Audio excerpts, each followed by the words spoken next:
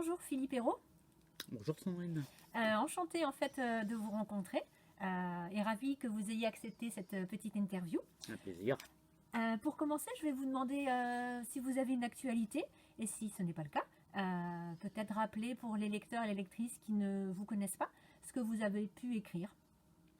Alors l'actualité, c'est moins une parution que plutôt beaucoup de rencontres, de lectures autour d'un recueil de poèmes qui s'appelle Quand viendra le renard, qui est sorti il y a quelques mois. Et donc il y a eu pas mal d'animations autour, de lectures publiques, dont la dernière en date, à l'excellente librairie Les Lucettes de Sainte-Luce-sur-Loire, que je salue au passage. Le confinement a-t-il été propice à l'écriture? Alors ben, pour moi, oui, puisque bon, j'ai tenu au jour le jour sur Facebook un journal que j'ai appelé le journal du finement con, avec un ensemble d'impressions, d'attitudes, de ressentis, puis de manière plus générale aussi. Des fois, je parlais de livres qui me plaisaient, que j'étais en train de lire. Enfin, c'était des réactions assez épidermiques au jour le jour. Et puis j'en ai profité aussi pour écrire deux romans en attente d'édition, un polar et quelque chose de littérature plus générale, en attendant les éditeurs, quoi. Des dates de parution en Non, perspective? parce que pour l'instant, les éditeurs sont assez frileux, quoi. Donc, bon, déjà, il faut qu'ils aient le temps de lire tout ce qu'ils ont reçu. Et ensuite, prévoir une publication, c'est pas tellement évident aujourd'hui avec leurs contraintes à eux, quoi. En parlant de littérature, Mhm. justement, quels livres vous ont accompagné pendant ces deux confinements? Alors, j'ai pris des notes, hein, comme je vous expliquais, parce que j'ai une mémoire immédiate qui est désastreuse. Moi, j'ai été très très sensible à deux essais du philosophe Jean-Claude Michéa, qui est un spécialiste reconnu de George Orwell, que j'aime beaucoup. Et ces deux essais là, qui étaient introuvables en fait, hein, ils sont assez anciens, mais ils étaient introuvables. Et les éditions Climat ont eu la judicieuse idée de les rééditer. Donc, il s'agit de Orwell anarchiste Tory pour l'un, et le second c'est Orwell éducateur, et c'est une excellente analyse de l'écriture, de la pensée d'Orwell.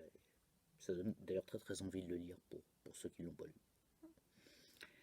D'autres titres? Oui, toujours pour rester dans la philo, Michel Onfray écrit depuis des années une superbe contre-histoire de la philosophie. Et j'ai donc lu, il y a 12 tomes, j'ai lu les 10 et les 11. C'est-à-dire le 10, c'est la pensée post-nazie, où il analyse particulièrement Hannah Arendt, par exemple. Et le 11, de cette contre-histoire de la philo, c'est l'autre mai 68, où il s'intéresse un petit peu aux penseurs de mai 68. Et l'ensemble, j'ai trouvé ça quand même très très intéressant.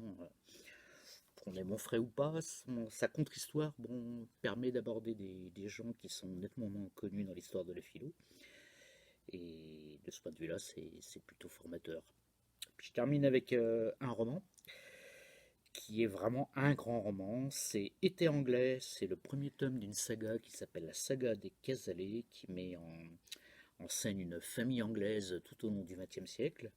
Le premier tome s'appelle Été anglais, ça se passe juste avant la Première Guerre mondiale, et c'est super, c'est fascinant.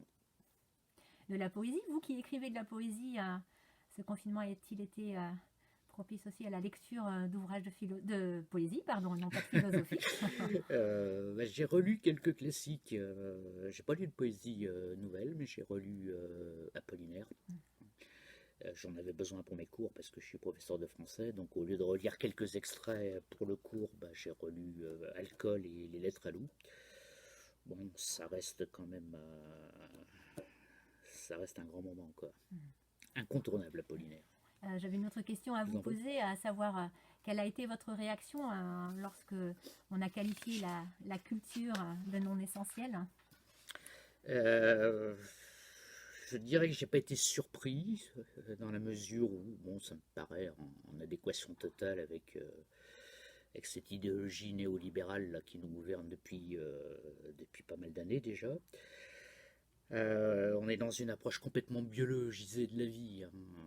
On a une vie qui consiste dans dans vraiment la satisfaction des besoins vitaux, donc il faut travailler, il faut se nourrir, il faut se reproduire, et tout le reste, finalement, s'il n'y a pas de logique marchande derrière, et la culture échappe quand même largement à cette logique marchande, bah, c'est pas pris en compte, hein. Donc révolté, évidemment, scandalisé, mais pas surpris du tout, quoi. Et pour clore ce petit entretien, est-ce que vous avez un message à adresser à nos lectrices et lecteurs?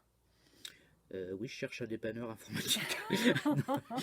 Non, alors, très sérieusement, ça sera deux. J'aime pas beaucoup les ordres, mais ce sera mes deux mots d'ordre. Lisez, lisez, lisez, et surtout écrivez. Il y a 5 millions de Français aujourd'hui qui écrivent, apparemment, d'après les dernières études. Et bah, c'est bien, ces périodes troublées, ça sert aussi de catharsis, ça sert de bouffer l'oxygène. Donc lisez, écrivez. Très bien, merci beaucoup Philippe Hérault, Merci Sandrine. en espérant vous retrouver bientôt en librairie pour la parution de vos prochains ouvrages. Merci.